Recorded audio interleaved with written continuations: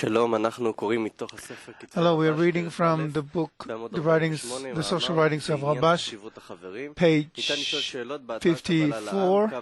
You can ask questions at cap.tv. Selected questions will be asked during the lessons. Today we're having a special lesson for the EC students. Okay, good morning, everyone. Hello, everyone. We have a special lesson with the EC students who are studying in both English and Spanish. The EC is our virtual education center with students from all over the world studying in English and Spanish. Today, we're looking for your questions first and foremost. You can ask about the essay we're going to be reading and about anything else you want. We're going to try to allow room for all the questions, and we'll begin with Rabash's article. Av says, I'm happy we have this chance to know you, and I'm asking for you to ask questions of any kind you want, not necessarily according to the topic of the essay, but just in general. So let us realize this opportunity and then move on to more and more such meetings and lessons. You're invited. Concerning the importance of friends, Rabash Social Writings, page 54. Concerning the importance of friends in the society and how to appreciate them, meaning with which kind of importance everyone should regard his friend. Common sense dictates that if one regards one's friend as being at a lower degree than one's own,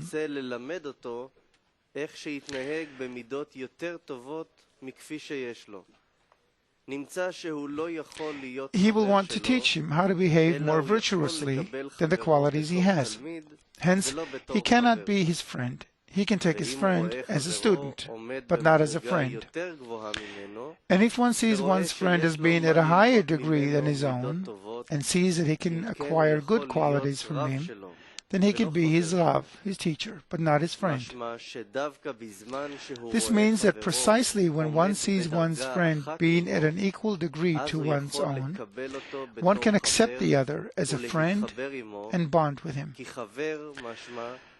This is so because a friend means that both parties are in the same state. This is what common sense dictates.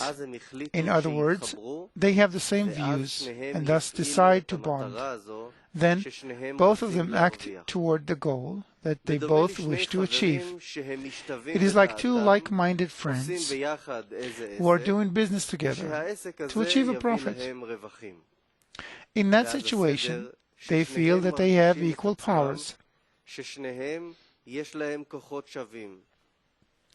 But should one of them feel that he is more competent than the other, he will not want to accept him as an equal partner. Instead, they would create a proportional partnership according to the strength and qualities that one has above the other. In that state, the partnership is a 33 or 25% partnership, and it cannot be said that they are equal in the business. But with love of friends, when friends bond to create unity among them, it explicitly means that they are equal. This is called unity. For example, if they do business together and say that the profits will not be distributed equally, is this called unity? Clearly, a business of love of friends should be when all the profits and possessions that the love of friends yields will be equally controlled by them. They should not hide or conceal from one another, but everything will be with love, friendship, truthfulness, and peace.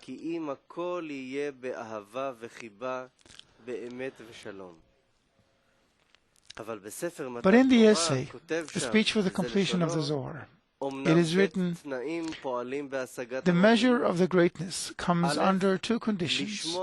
One, to always listen and receive the appreciation of society to the extent of their greatness. Two, the environment should be great, as it is written, in the multitude of the people is the king's glory. To accept the first condition, each student must feel that he is the smallest among all the friends, and then he will be able to receive the appreciation of the greatness from everyone. This is so because the greater one cannot receive from the smaller one, much less be impressed by his words. Only the lower one is impressed by the appreciation of the greater one. And for the second condition, each student must extol each friend's merit as though he were the greatest in the generation.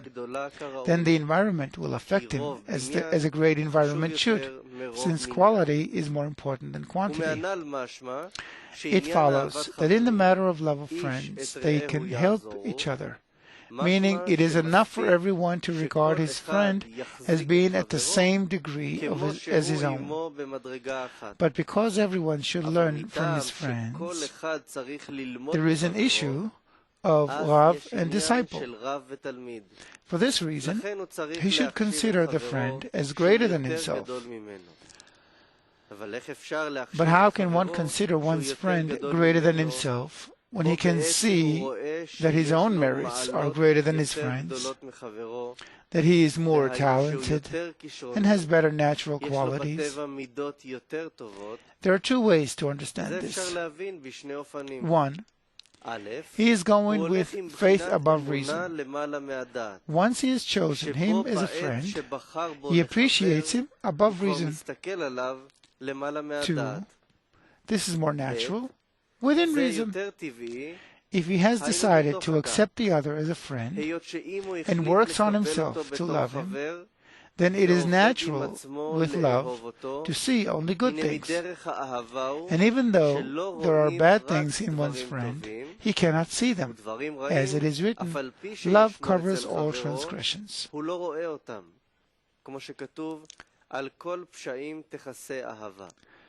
We can see that a person may see faults in his neighbor's children, but not in his own.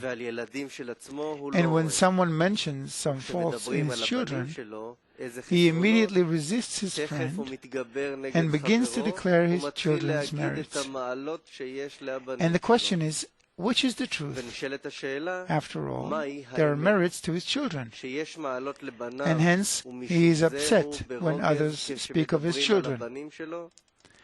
The thing is this, as I had heard from my father, indeed, each person has advantages and disadvantages, and both the neighbor and the father are saying the truth, but the neighbor does not treat the other's children like a father to his children, since he doesn't have the same love for the children as the father does. Hence, when he considers the other's children, he sees only the children's faults, since this gives him more pleasure. This is because he can show that he is more virtuous than the other, because his own children are better. For this reason, he sees only the other's faults. What he is seeing is true, but he sees only things he enjoys. But the father, too, sees only the truth, except that he regards only the good things that his children have. He doesn't see his children's faults, since it gives him no pleasure. Hence, he is saying the truth about what he sees in his children. And because he regards only the things that can please him, he sees only the virtues. It turns out that if one has love of friends, the rule in love is that you want to see the friends' merits and not their faults. Hence, if one sees some fault in one's friend, it is not a sign that his friend is at fault, but that the fault is in him, meaning that because his love of friends is flawed, he sees faults in his friend.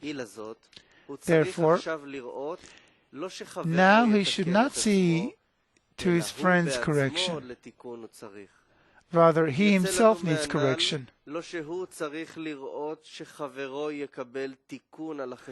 It follows from all the above that he should not care for the correction of his friend's faults, which he sees in his friend, but he himself needs to correct the flaw he has created in the love of friends. And when he corrects himself, he will see only his friend's merits and not his faults.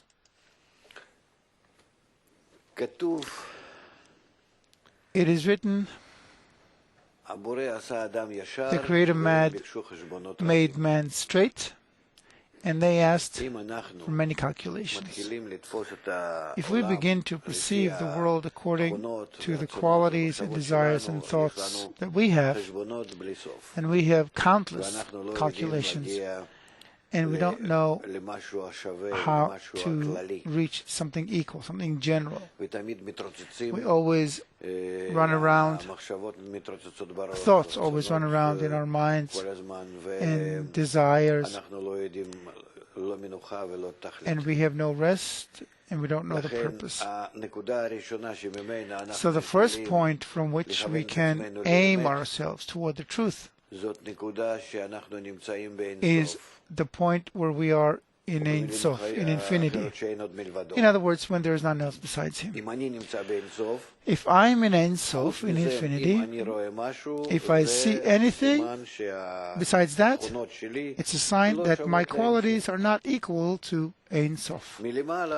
From above, from Ein Sof down to this world, we learn that there are concealments, worlds. Those are degrees of diminution of the lights. Fine, so I'm not in the light of Ein Sof, in what exists in Ein Sof. I'm in Ein Sof, which to me is a high degree. The high degree for me is constantly Ein Sof for me. Fine, because I cannot limit it, I cannot bound it in my own kelim, in my own vessels. I can't perceive it. If I look at it this way, and see, well, between the desirable and the existing. So I see the difference that I don't see everything in Ein Sof. There is a world here with good things and bad things in my eyes, and I also hear from others who seemingly exist, but we know in perception of reality that it's all a replication, a projection of me on the white light. It turns out that there is nothing to correct and no one to correct except myself. That's point number 2. Meaning 1, I'm in the world of Ein Sof. 2, we have to correct only myself. All who fault in their own defect. And then I learn the means by which to achieve correction. So I will actually feel that I'm in the world of Ein Sof. For that, Kabbalists tell us that they made a great preparation in us called the breaking, shattering.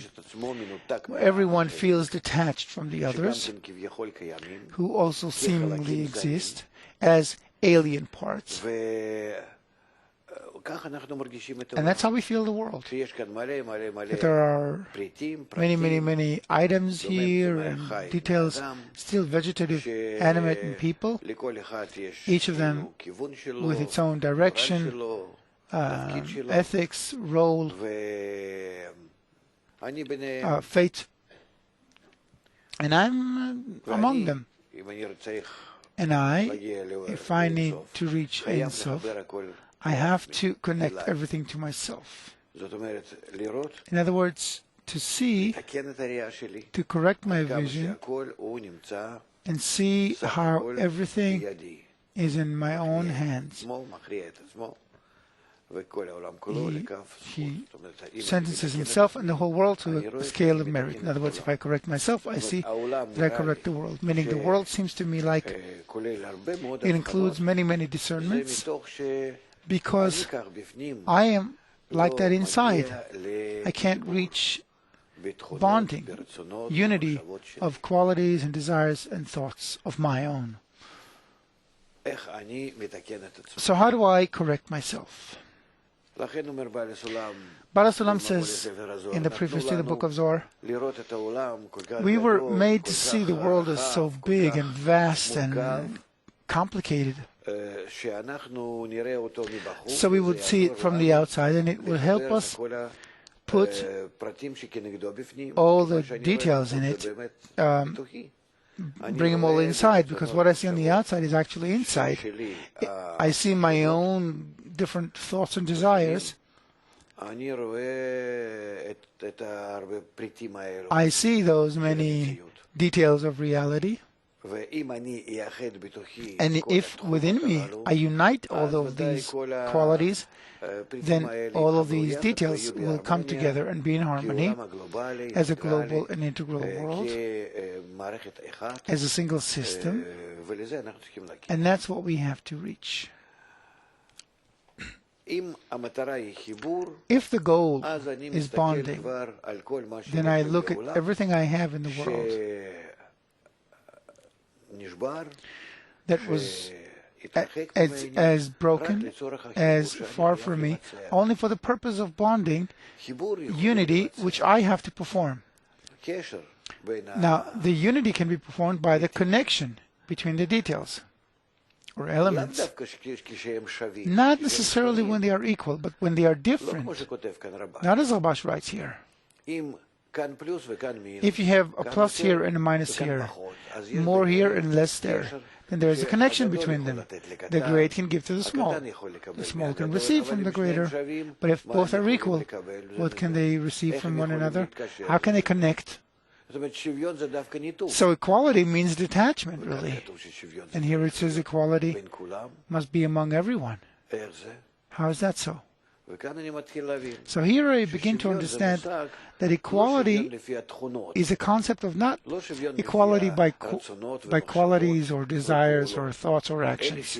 It's equality in attaining the goal, that toward the goal we all unite toward the goal. In relation to it we're all equal. In relation to it we're all in reciprocity toward each other, and that's how we unite. Among us we can never be equal unless we unite in the Creator, who is the goal. And from that, I begin to muster strength, the method to connect, to be with others, to see in the world opportunities every minute, to rise above my ego, my separating forces, and achieve unity with everyone, or connection with everyone. But again, the connection cannot be among equals, because among them there is no connection. Equals cannot be connected. They can be connected and united and equal only on condition that the Creator is between them, that He is the purpose of the unity and the bonding. That's why we learn in Bala Sulam's letters that our intention is Israel, the Torah, and the Creator are one, meaning that's our correct direction toward correction. Now, when I want to achieve bonding and equality at the same time, together,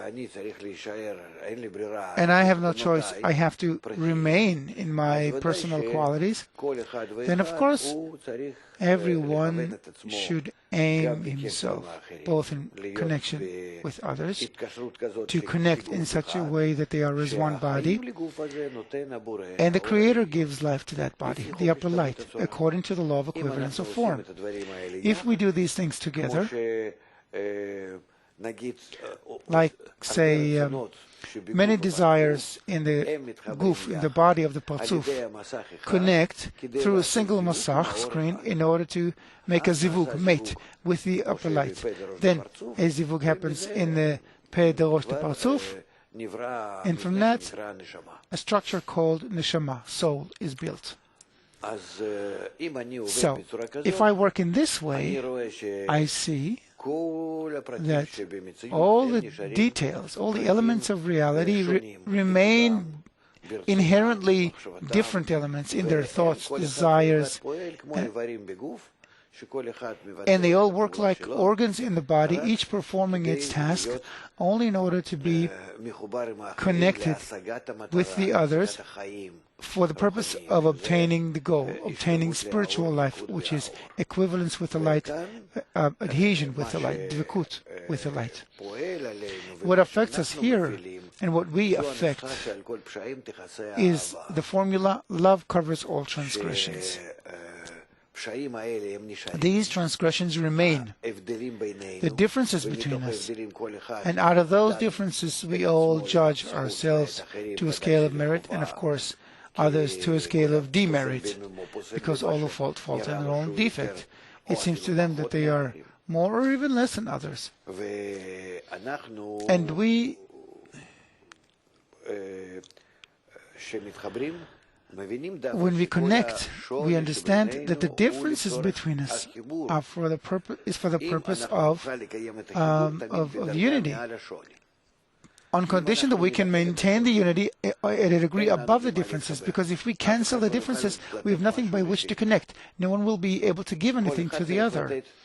Everyone should give as plus to minus to the other, and receive from the other what is in the other as plus his plus to my minus. So it's not like we're equal, but we do it under the umbrella of love above us, and then it turns out that we are indeed equal. Like a baby gives its mother its smile, and she's willing to give the entire world to her baby. That's the way it is. So love covers all transgressions. If there's love, it connects everyone and allows us all to connect. And then above all the gaps, we unite toward a single goal and attain it. That is basically the method. It's being prepared for us as we learn in the wisdom of Kabbalah through many, many actions of light on the desire that created it, and took it through all the degrees until it broke and built the worlds of Bia, of Klippa, Bia of Kedusha, and Adam Arishon, that special internal structure of the worlds that was broken. And we, in the end, specifically today, in this new era that the whole of humanity has finally reached, now we are beginning the correction of the world.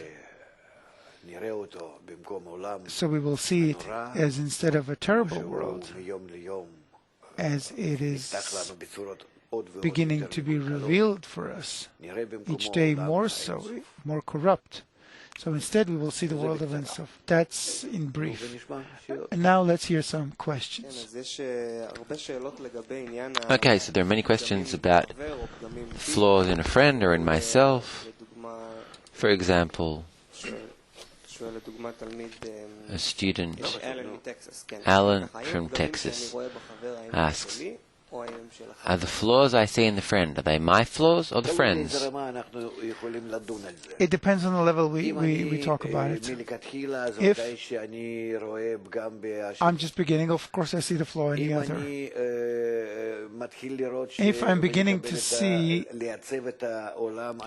and I'm beginning to design the right world, that there's nothing else besides him, then I understand that I was made to see flaws in people and incidents deliberately, so I would correct myself. If I see things even deeper, then why was I allowed to see that I'm flawed? Also, I would regret that flaw and will sit and just eat my own heart and try to correct it myself, because the Creator corrupted it. Yes, he created the evil inclination. But so I would turn to him, because through these flaws I can attach to him. What does it mean, attach, if I'm flawed? How is that possible if there's no equivalence of form? Because of the inequivalence of form, we feel the flaws. And because of that, we feel like we need him, we need his help. So in this way, I come to a good situation where, true, I'm totally evil. Now I can turn to the light, to the Creator, to receive His help, correct myself.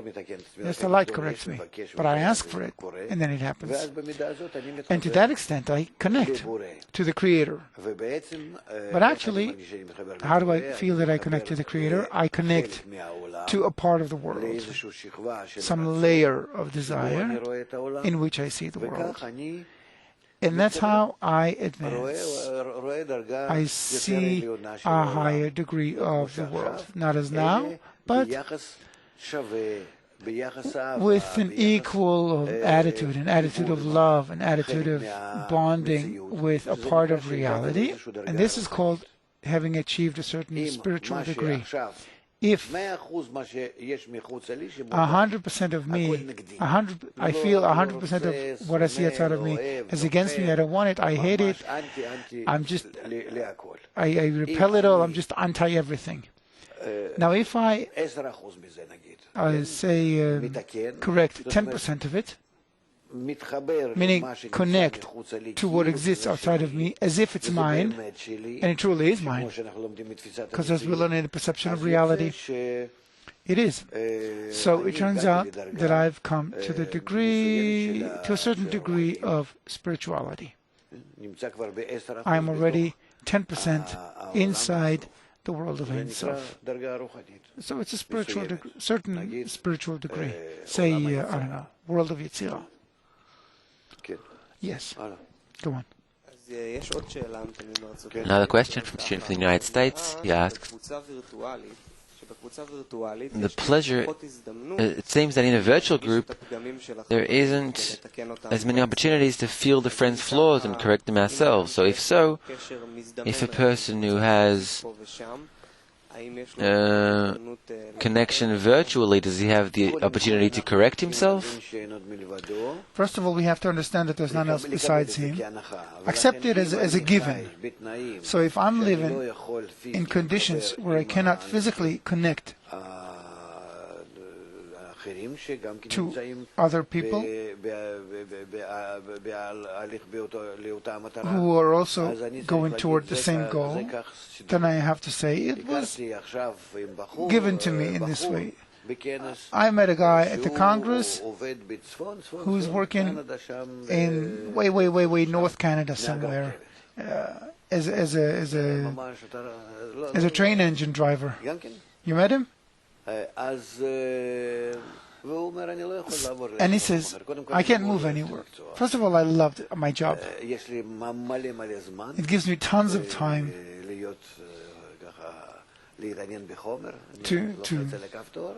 to be immersed in the material. You know, I just push the button, the train moves, and I'm immersed in Shamati or something. But besides, say, I don't know, the work, the house, whatever other conditions, such a person should take it as a given. And then it's not a problem. From above, a person is given all the conditions. If he wants unity, he will obtain unity through the virtual connection. We can do it. No problem. Besides, once or twice a year we always have conventions, and when he has time off he can always visit friends. There are many such people. We have people in Alaska, everywhere. I feel them pretty close, actually. I don't feel like, say I have a friend in Alaska. I don't feel like he's losing. I saw him at the Congress 3 weeks ago. I didn't feel like he was detached. We spoke.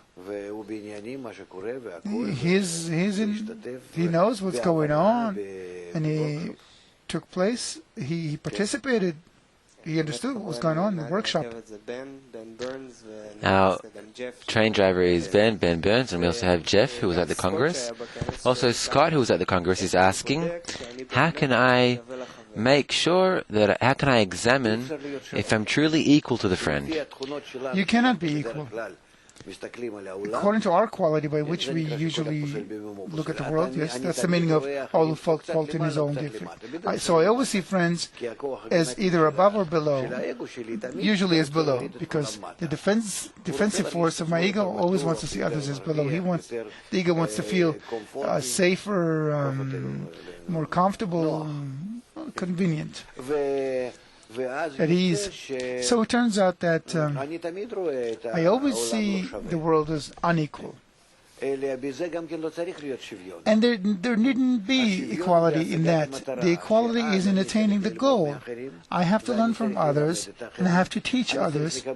I have to accept, to receive from everyone support when I'm down, and I have to give everyone support when I'm up. And thus, we unite.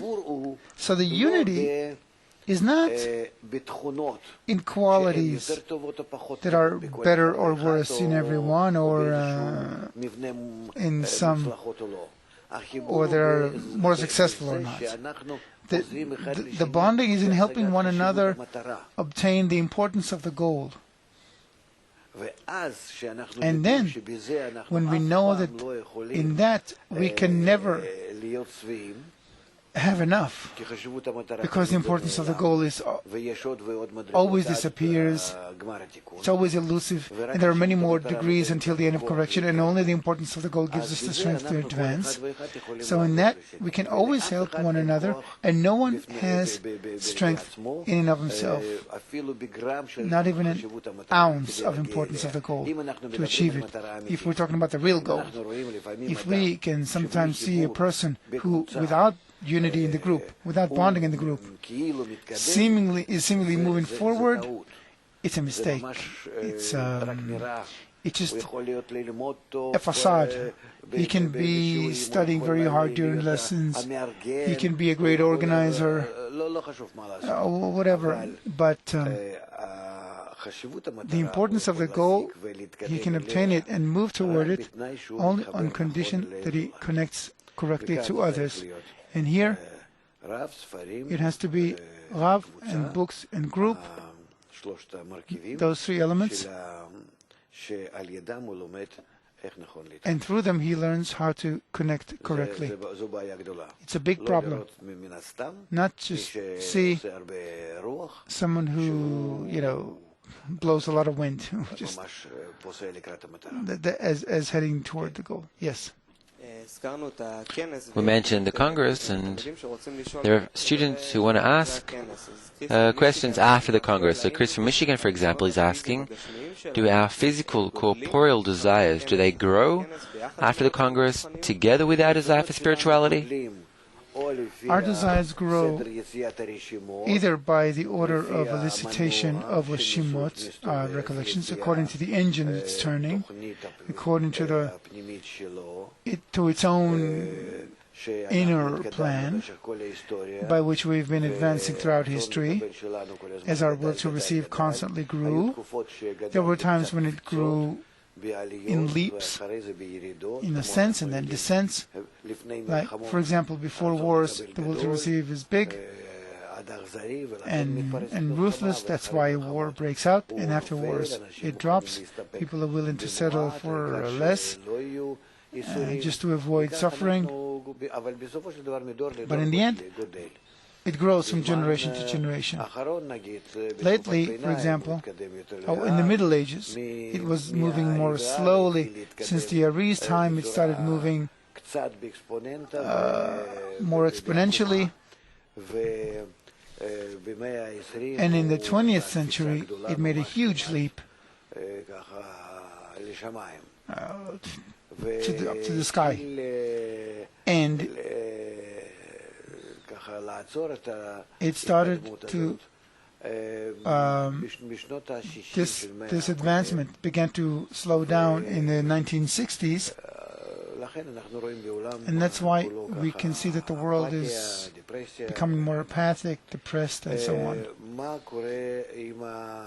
apathetic. What happens to a person who gets a spiritual desire?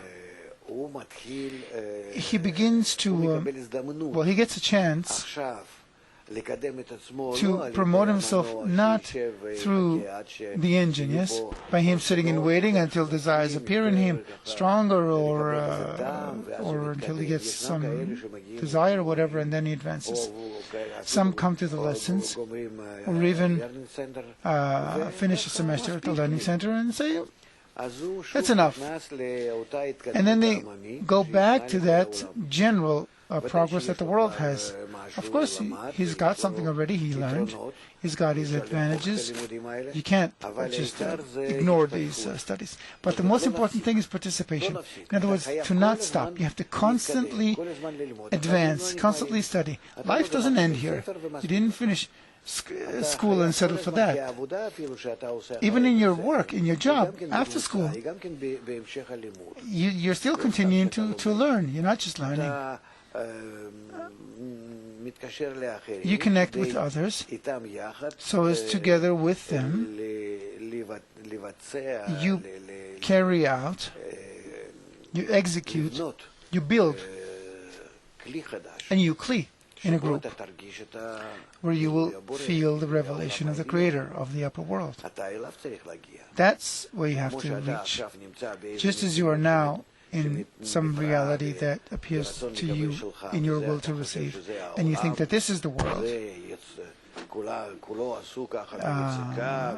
entirely solid with all of its substances and all that.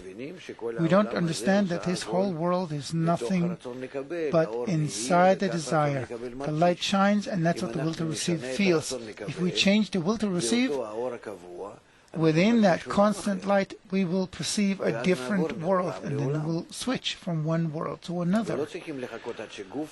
We don't have to wait for the body to die or for something else to happen. Nothing. We just need to accelerate time and discover the world of himself, not just the upper worlds. And it's possible on condition that a person doesn't leave.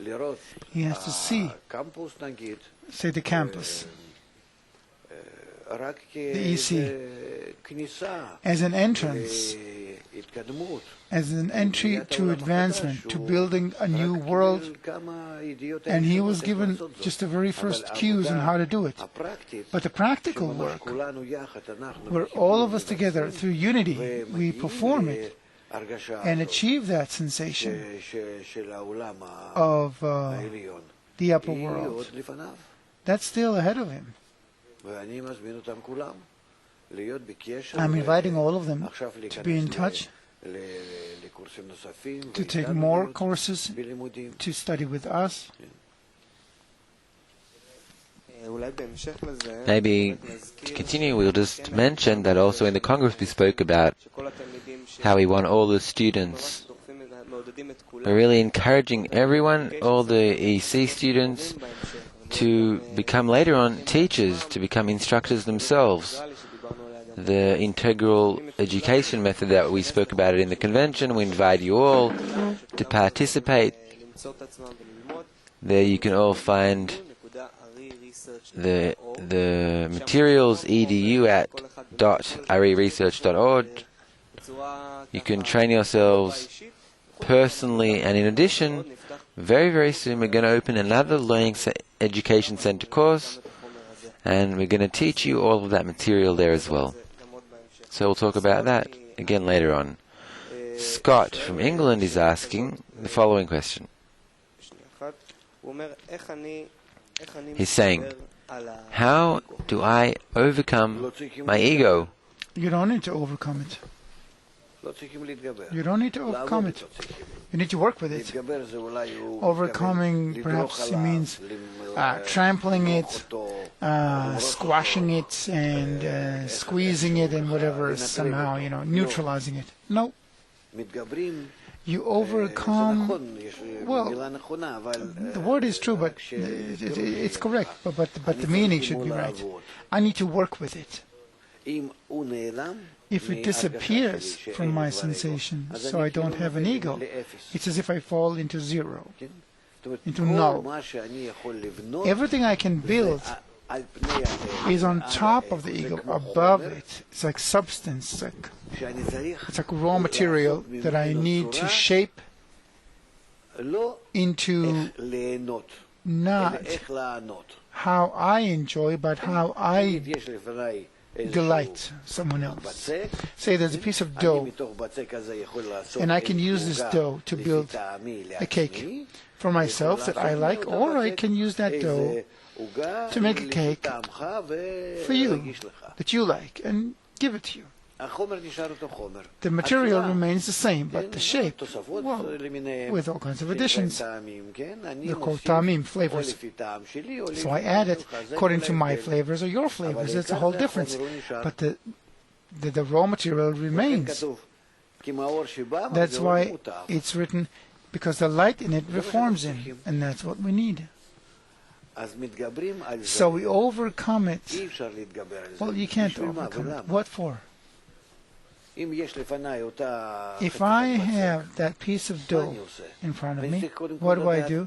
First, I need to know to whom I need to prepare it, what he wants from me, how I can present it, how I can offer it, how I can express the love. Meaning how I can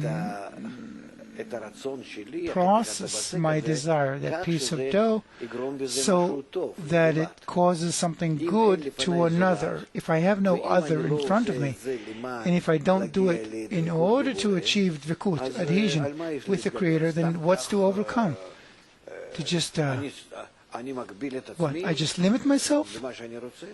Limit what I want? It's pointless. It's just useless suffering. So the end of the act is in the preliminary thought. I have to see the goal, what I want to achieve. By what, by whom, through the group, through which action. And then I change myself accordingly. I work on myself to relate myself to that collective act in order to achieve dvikut. That's the meaning of overcoming. I overcome only in terms of shifting the egoistic form into making it an altruistic group form. But first I have to see the unity, the bonding, and the manner of the bonding as the goal. Just saying overcome. Why? What for? Just oppress myself? By that, I don't do anything good to another or to anyone. The Creator doesn't need it. It's just torture. We need bonding, not oppression. It's very important. Yes. We have a very special question from Nicholas, a student from the Education Center. He studies from Egypt, he lives in Egypt, and he says, if I don't have the opportunity to be in any convention physically, what should be my relations with BB and the local people in order to reach correction from self-love to love of others? The only opportunity I have is virtual connection, no other way. The Creator made it that way. So what is the true effort that friends like me have to do in order to succeed? That's enough. If you really have no choice, people write to us who are in places in the world and cannot come either because of problems, political or financial problems or whatever, family problems. So you need to take it as one of the conditions they are given from above. And then, in the situation that they're in, with all the inner and outer reasons, it is certain that they will succeed no less than others in achieving correction. If we have to, because of the easy connection here, if we have to make 1,000 tons of efforts, then for them perhaps a kilo of labor, of effort is enough to achieve unity. And in that unity, in that bonding, to see the corrected world, the upper world. That's it. So just continue quietly in the situation you're in, and you'll succeed for sure. These cases are more successful than others because the need, the desire, the craving of such people is something we don't have. It's truly a great asset. Yes. On a different topic, Dieter from Germany said, I've never been to a Congress, and it seems that maybe that's why the whole matter of the group in Kabbalah is like a game to me, even to be ridiculous, especially when I see everyone treating it so seriously. It's a very strong feeling I have. So what, it's a matter of this distance that causes this feeling? First of all, we play all of our lives, at work, in the family, with ourselves. It's all a game. Acting out. There's nothing serious about it. We don't understand what's going to happen in the next minute, so it's really like a game. A good one. You're constantly in this adventure. That's our lives. The fact that you deliberately in life bring yourself down to a situation where you don't want to be at a higher situation in order to not feel the world as unpredictable. You deliberately live below the level that can bring you surprises. If you pay attention, you'll see that we're all like that. It's our own egoistic defensive force. It turns us into primitive and superficial. I want today to be like yesterday, and so on. So first of all, we're even less than the level of the game in our life. But a game is the greatest thing, because only through playing do we grow. Playing and acting. In Hebrew, it's the same word. One who doesn't play stops developing. He doesn't become a creative person. If we want to build a new world within us, to change ourselves and achieve the spiritual degree and acquire new senses, we have to constantly change. And change not in quantity, like in this world, the changes in this world, but to acquire a new quality, new qualities, new senses. And for that, we need development. And development is called a game. A game is a means, and a game is a framework too, where all of us are beginning to play, to act out a higher degree as if we're in it. By that, we draw the light that reforms, the light that is in that degree. It affects us and really changes us and elevates us to another degree. The desire to be at the higher degree is called overcoming, or intensification. And that craving to be at a higher degree in qualities, meaning better qualities higher than the ones I have now, that's the meaning of being at a higher degree. So this is called raising man. When I ask, I want it like a child. He can't do it, but he tries. He makes an effort. And according to the effort, we achieve it. Achieve a state that we don't know, we just act it out. It follows the rule, I labored and found. So, the whole world and our whole life, truly, is a game. That's true. It's written that the Creator is playing with a Leviathan, a whale. So changes are always through a game. A real change is when I don't know what is going to be. I'm not there yet. I just assume, I imagine what it could be like, and then my inclination towards something where I don't have a firm grip of, that's called playing with it, wanting to reach it. Only people who are dead in our world and don't advance, for them today, tomorrow, and the day after tomorrow are the same. So they're not playing. They live like animals. Animals don't play. They don't develop. That's what the majority of people are like. So those who remain children and constantly learn and seek ways to advance, they see what's written in the books, They study, they research why we have to unite. What is this game that we're doing? What are we gaining through these exercises? How through them we acquire a new sense. These people advance.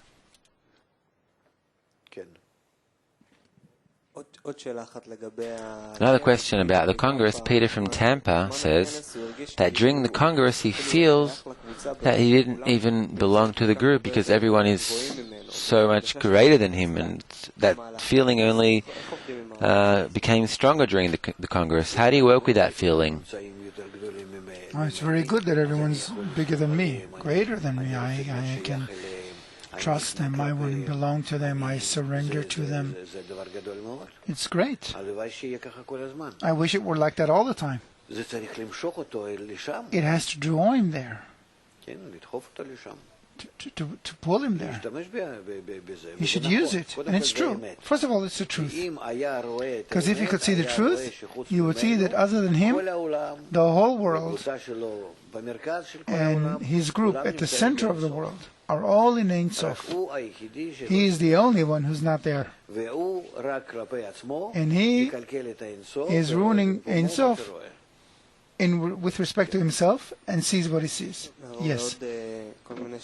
Some other questions. Justin from Utah is asking, when we're at our work, at our job, and we're unable to connect with the friends in some way, or with our spiritual environment, what should a person do while he's at that kind of place, or should he just wait to the time that he connects to the friends? You mean during the day?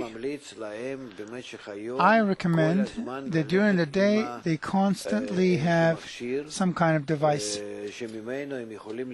from which they can listen to lessons or talks, lectures, even songs. All kinds of activities from the Congress, all kinds of stuff. They should constantly wash their brains, so to speak, all the time. The first stage, which can actually take several years, the first stage is in a person kind of stuffing himself with influence from his teachers. And or he can read an article by himself, something from Shamati or something of Bala Sulam, and maybe record it and then listen to it. It's very important. Now, our lessons, for example, he has 3 hours each day. So he has something to fill himself with. And it doesn't matter how much he listens, by the way, how much attention he pays to it, because he may be involved in some work that he can't listen, can't be attentive. It just kind of, it runs in the background and works on him subconsciously. It does. So you should have it constantly in the background, our stuff. And you'll see how it promotes you. That's one. Two,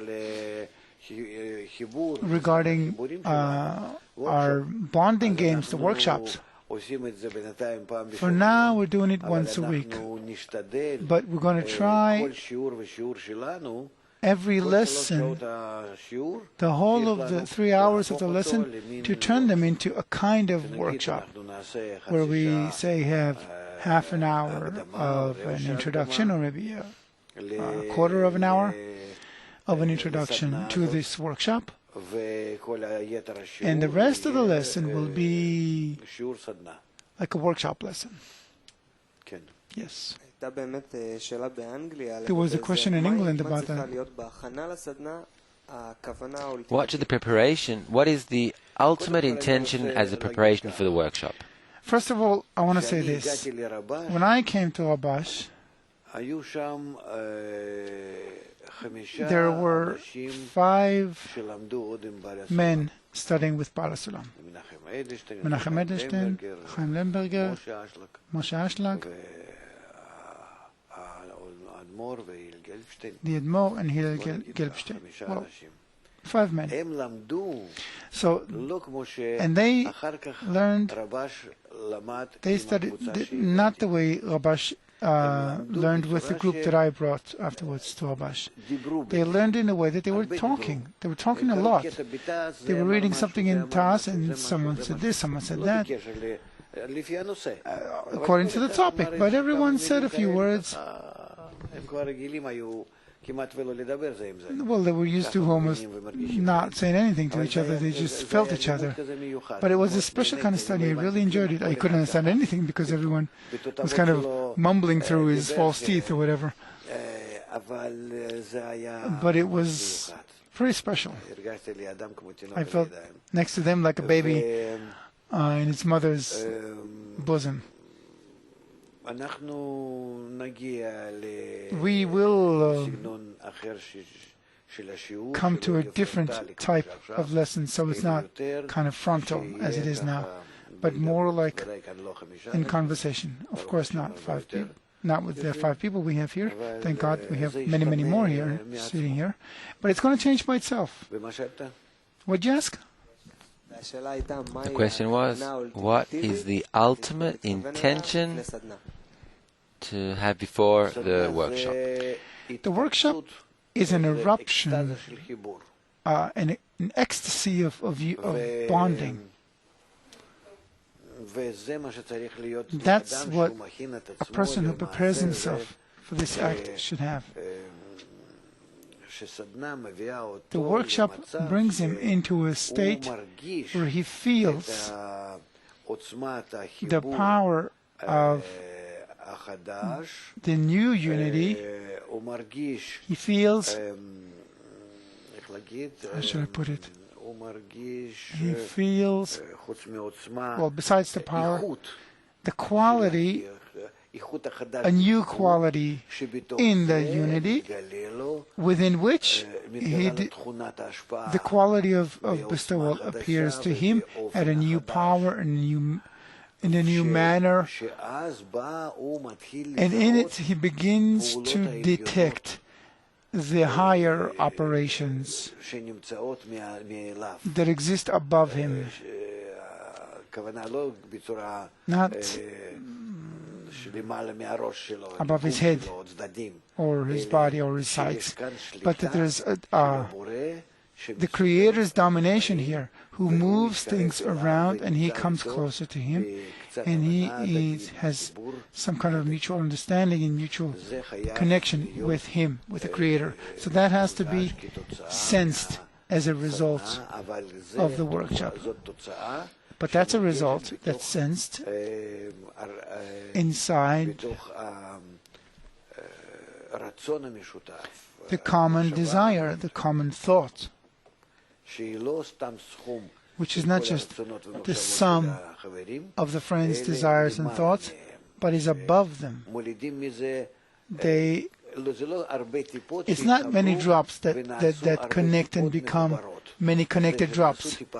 They become one drop, where no one can distinguish himself from others. It's not bonding, because in bonding you have elements that are united, that are connected. It's not connected elements anymore. It's they just feel that they are one. So what's the difference? By being connected, they feel their own structure.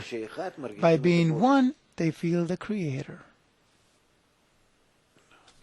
Yes. We have a few questions about the topic of men and women.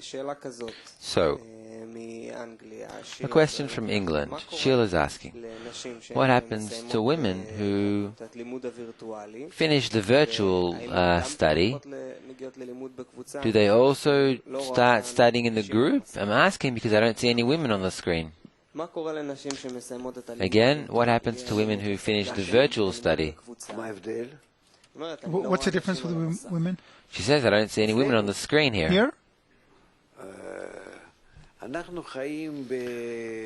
We are living in a special society here in special environmental conditions, where if we study in mixed groups, it could do a lot of harm to dissemination. So we have no choice, we do it this way.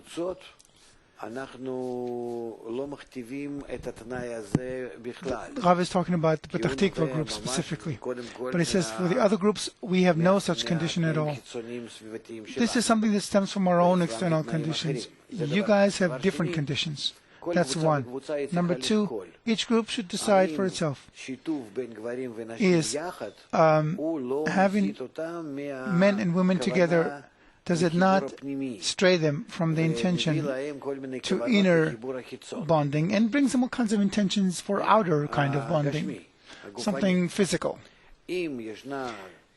If there is such an obstruction, a distraction, they should remove it with any means, perhaps even by dividing and meeting during meals, or, although meals are just as important as lessons. But on times when, well, I don't know how to put it. If I sit in front of the food, then I don't look at the woman. Okay? To me, maybe this is more important.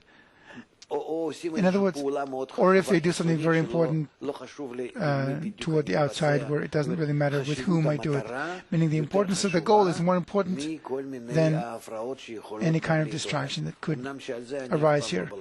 Although I really am not the owner of these distractions. In short, we have to see with which kind of connection we have to be. Another question, Monica is asking, what's the difference between the men's spiritual path or the women's spiritual path? What can the women do in order to accelerate their spiritual advancement in the most beneficial way? In our world, I have sons and daughters and grandchildren of both sexes. I don't teach a child to be, that's what boys do, that's what girls do, you should do this way. There's no such thing. We don't teach them, we just raise them to grow according to their character. You don't think, here I have to design myself as a man in Kabbalah or as a woman in Kabbalah. Why? It's the most natural development.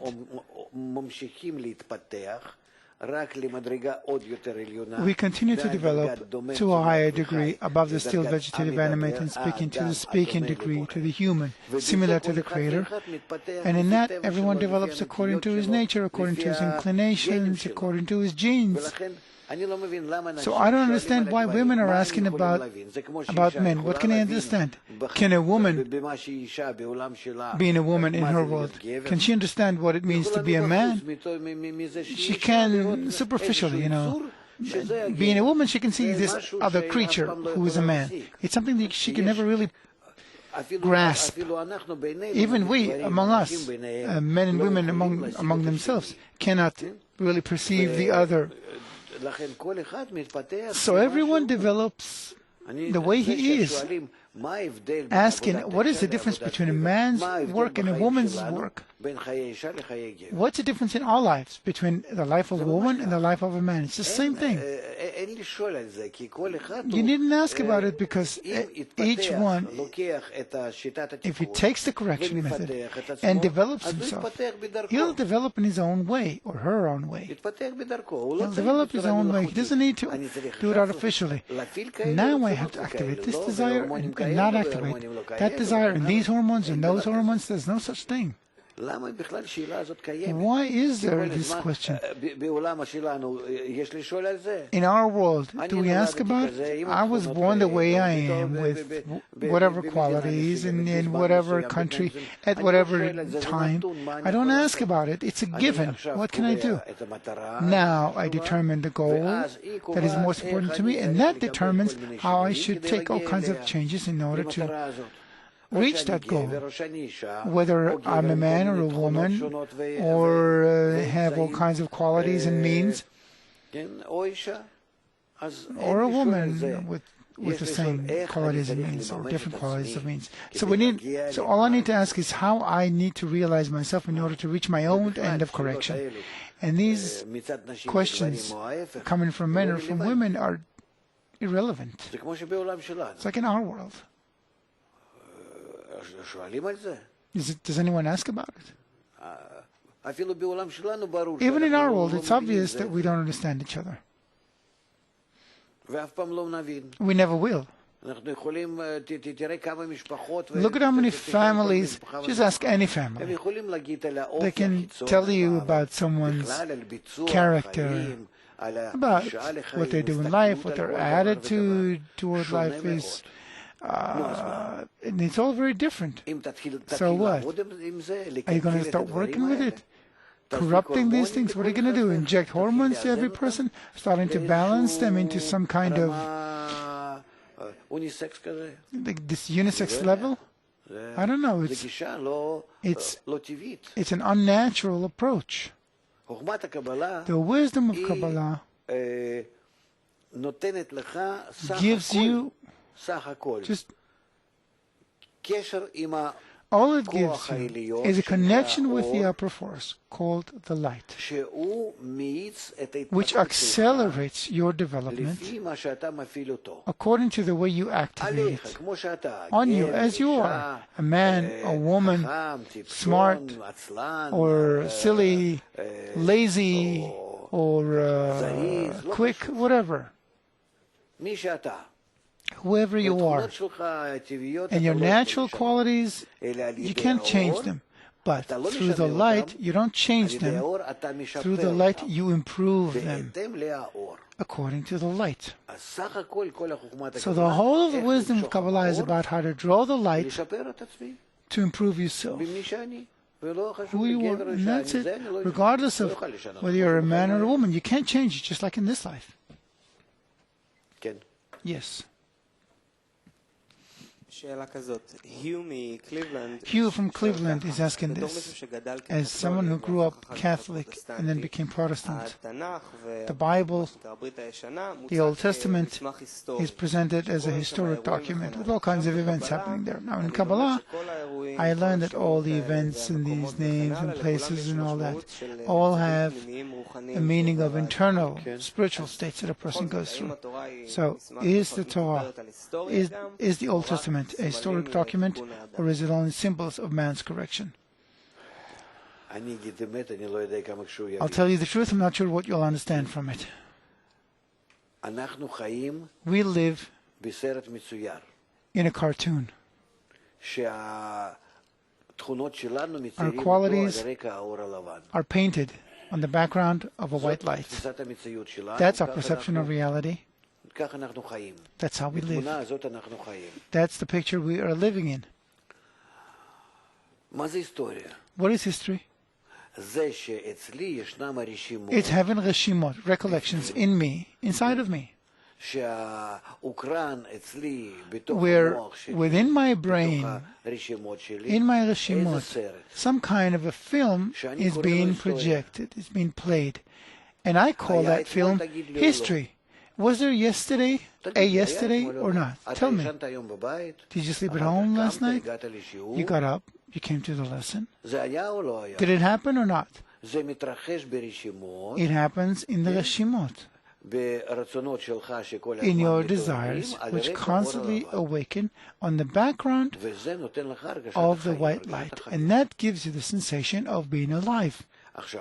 Now, that picture being projected in our brains, that three-dimensional, n-dimensional picture, that picture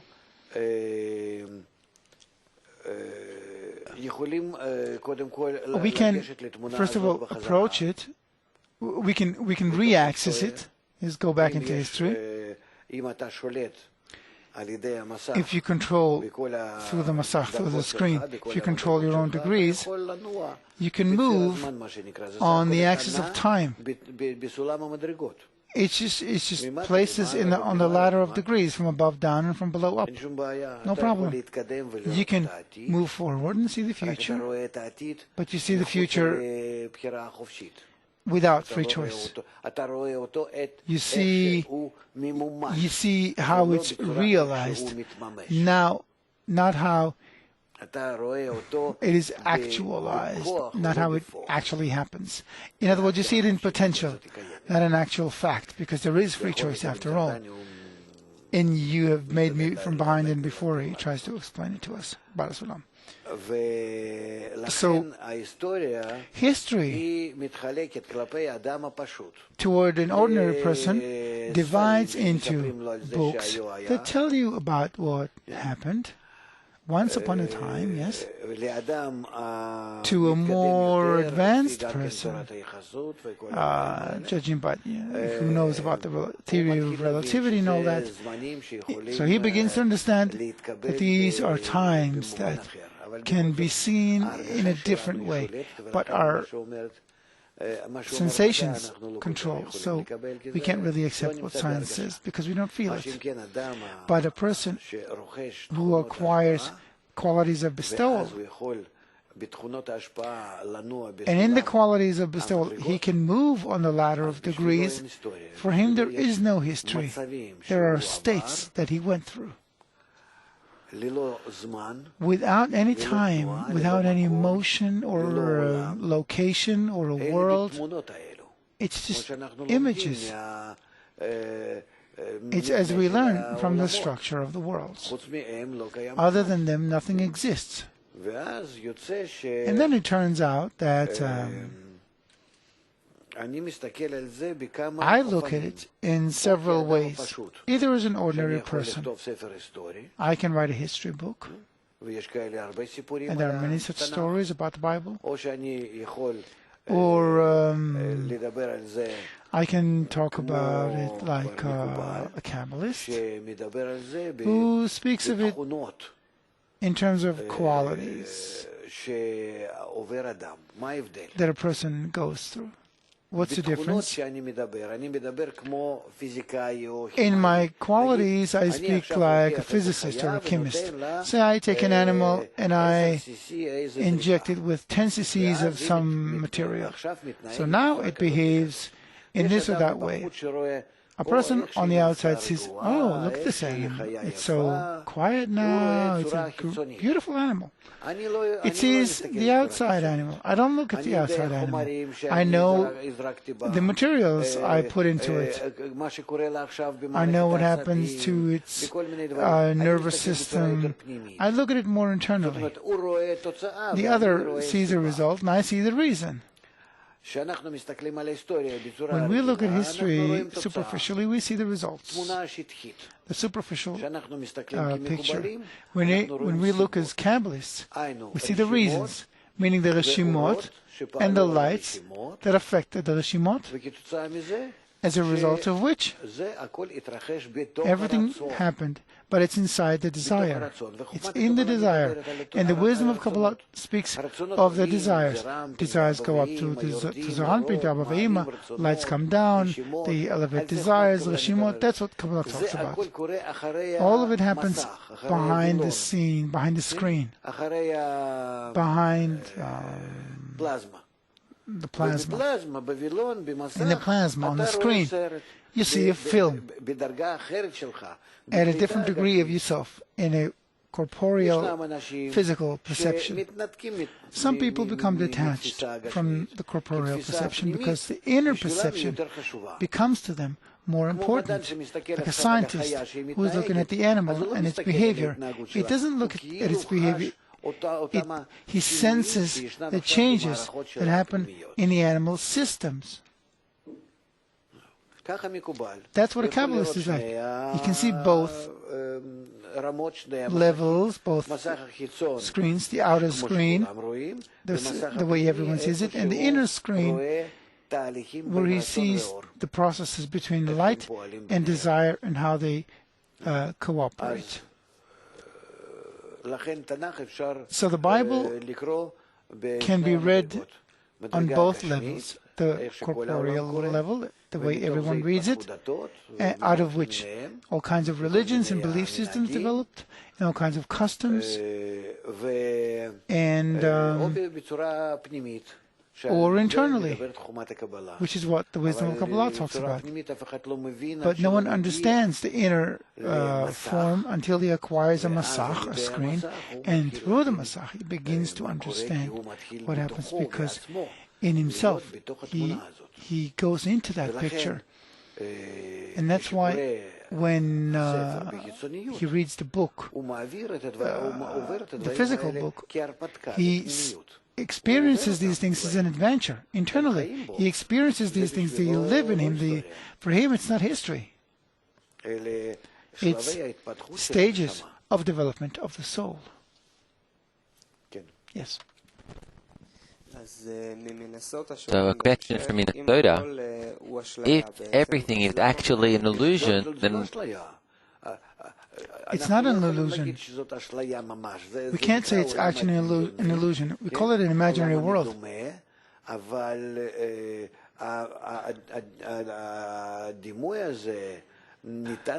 But that image was given to us deliberately, so we would live in some reality, albeit fictitious. But from that we get to an internal reality. So the question was, nevertheless, when we look at it that way, why is there still fear of what the world's going towards? Because through the sensation of the force that promotes us, we can go through it in a good way and feel good in its development, and develop quickly toward desirable states, not through great suffering, and go through very difficult states. What for? That's on the one hand. I'm speaking of the physical level. On the spiritual level, a person who has some grip of spirituality calculates, is he bringing contentment to others and to the Creator by that?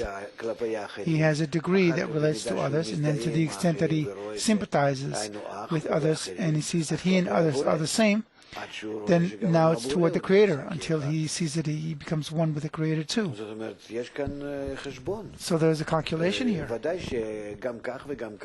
Of course, we're going to reach the end of correction both ways, but there are big differences.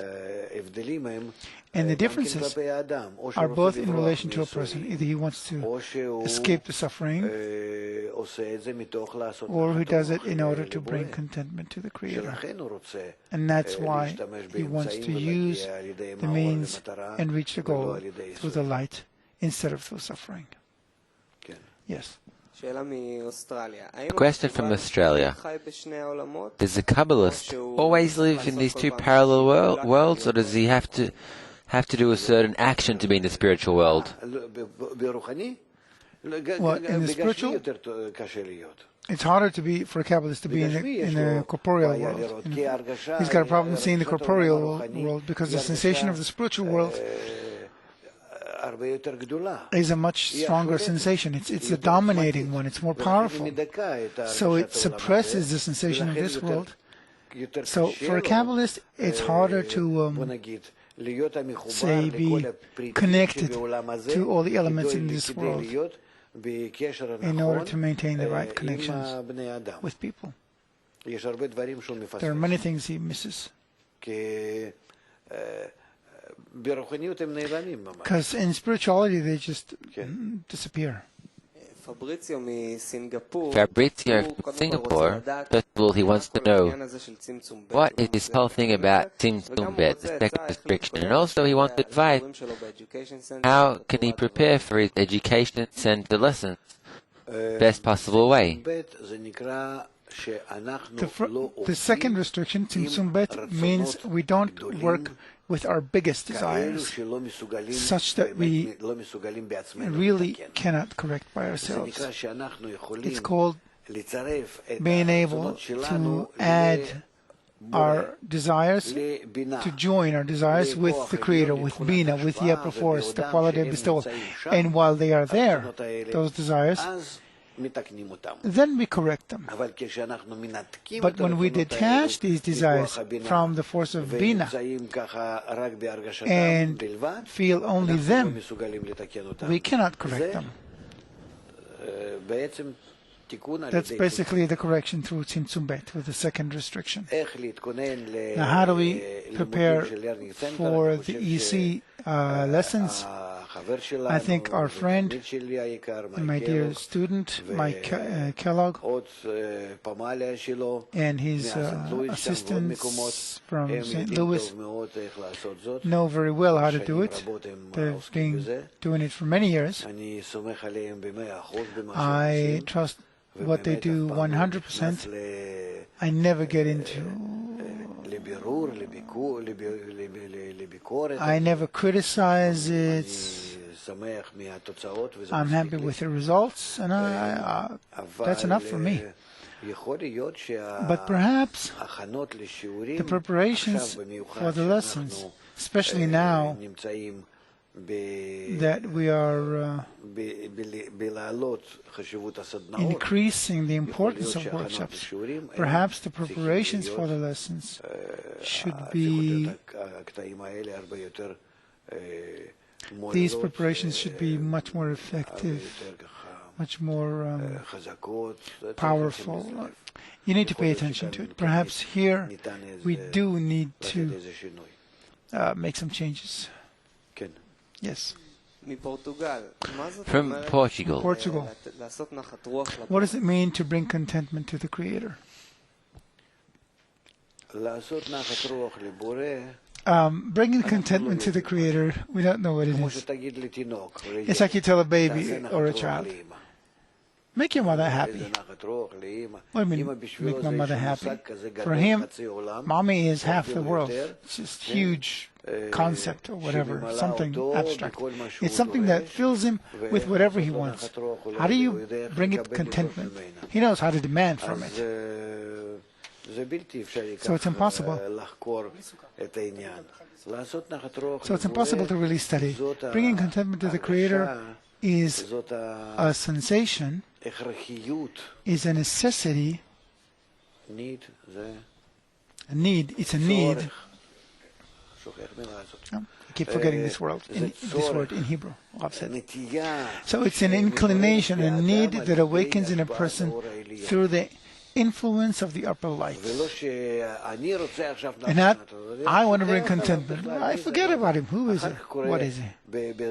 Afterwards, I read about it in the book, or I hear it from the lecturer, or from a friend, or whatever. The Creator, you need to be in dvekut, in adhesion with Him. You need to bring in contentment. To me, it doesn't exist in my desires. So how can I talk about it? No, don't talk about it. What should you do? If you work systematically, correctly, with the group, with the study, with some dissemination, you'll come to a state where all of a sudden you'll feel, oops, I forgot. I have this Creator to deal with. I have someone to deal with. Suddenly I begin to feel Him as existing. I don't see Him yet, but somewhere out there He is behind the scenes. And I need to take Him into consideration as well, and I need to be accountable to Him. As the upper light affects us, it gradually builds these senses in us, these sensations within us, these new kelim, vessels within us. And then you can talk about bringing or not bringing contentment. No one is telling you, now fantasize how you're bringing in contentment. That's nonsense. You're not going to reach anything by that except a whole lot of confusion.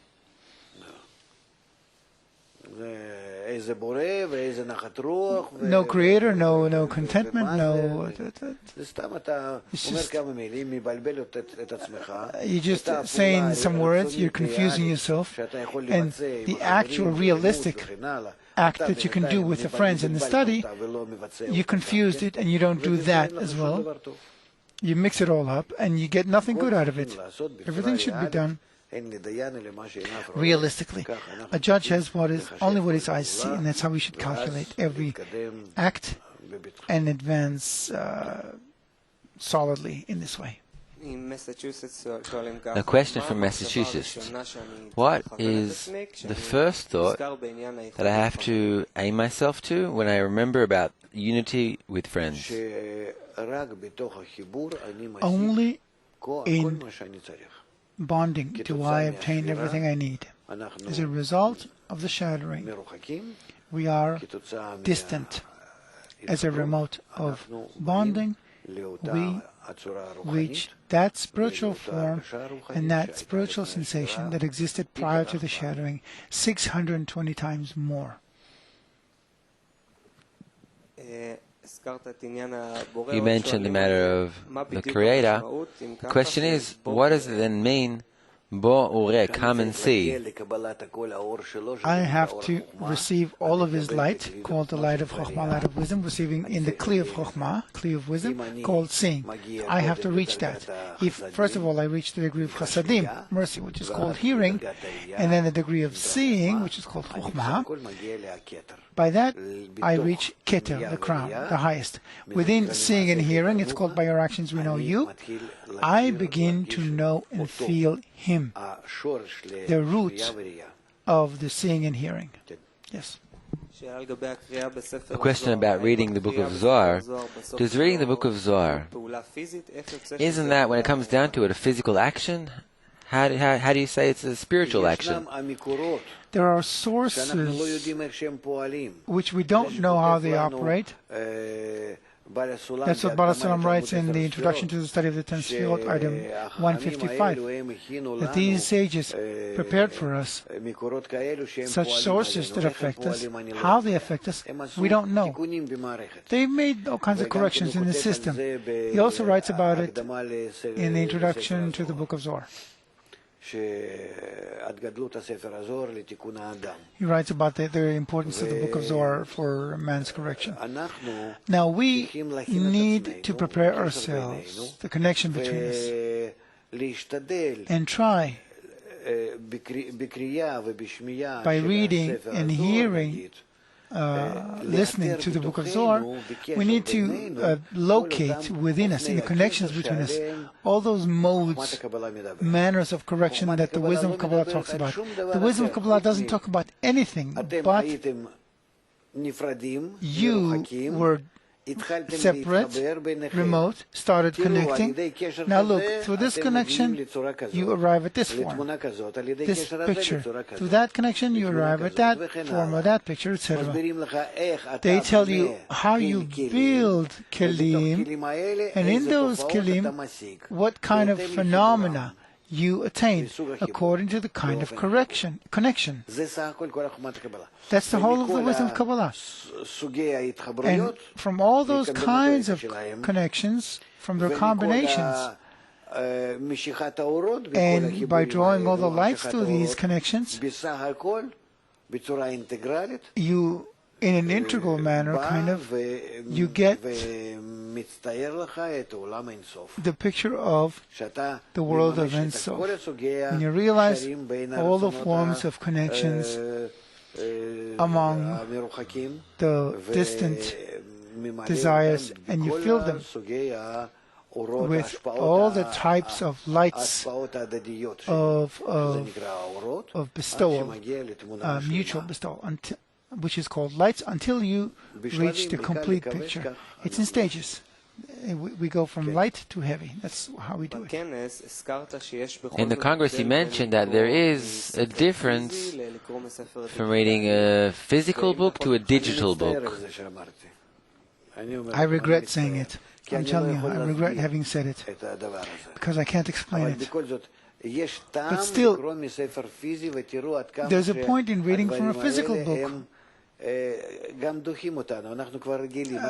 These things, we are repelled by them. We've become digital. We've become virtual.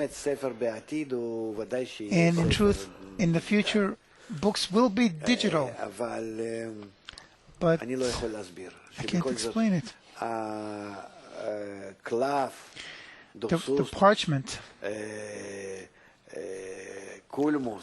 the pen, the ink, those things, when a person processes the book, when he works on the leather, it's something that doesn't exist elsewhere. In print too. Well, we've come to a point where we will probably continue with digital books. But if today there are still books that are printed, even on paper, which is perhaps not paper anymore, it's all plastic, it doesn't have any wood in it.